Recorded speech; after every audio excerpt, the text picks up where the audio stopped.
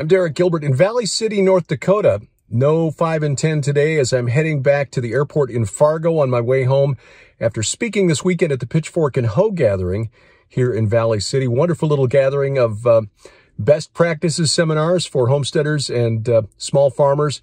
And then a couple of crazy Christians, me and Dr. Doug Hamp, speaking over the weekend on things like the end times, the origin of the state of Israel, and so on. So on my way back to the airport back in the Ozarks tomorrow, just a couple of stories we'll be watching this weekend, or watching this week. Israel launching a massive IDF incursion into Samaria, what the world calls the West Bank, because of security threats. Iran has been pouring weapons into the Palestinian territories, trying to disturb, really open another front in the proxy war between Iran and Israel. So the IDF conducting a massive operation in some West Bank cities that are known hotbeds of Palestinian Arab terrorism. So that will be an important story to watch this week.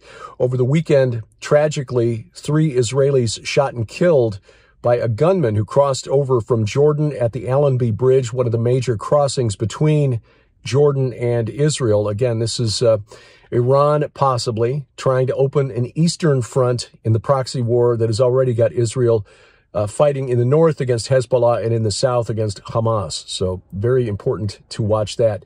We'll also be watching for the final preparations for tomorrow night's presidential debate between Donald Trump and Kamala Harris.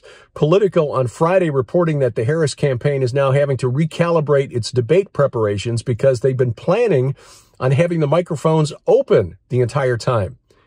Why?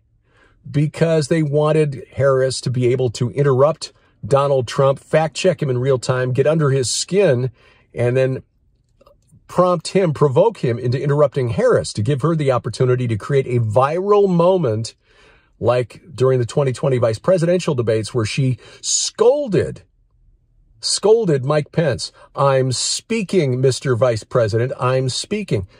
This was really the entire strategy of the Harris campaign, and they have admitted it. So now they're having to figure out how they can prepare her without her being able to try to make Donald Trump look like a misogynist. Oh, look, he's interrupting the woman. He's so mean. This is really telling because that's essentially all Kamala Harris has to run on at this point is vibes, because she really doesn't have any policies on which to run. She's having to run away from her own policies in order to try to win the election. So we'll see how that goes. One final note, the state of New York. Crime is so rampant in New York that the state of New York has passed a law now requiring major retailers to install panic buttons in their stores and shops so that the staff can call for help immediately without having to dial a phone.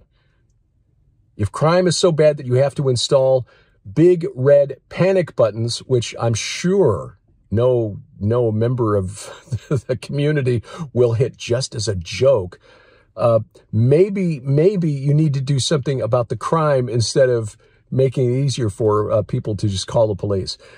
Carl Gallups continues as our guest on the Skywatch TV main program this week. You'll find it at skywatchtv.com. All the video content always there. Of course, you can also catch it right now over the internet, youtube.com/@Skywatch Television, rumble.com/SkywatchTV, or on our set-top box apps, the Skywatch TV channels for Roku or Apple TV.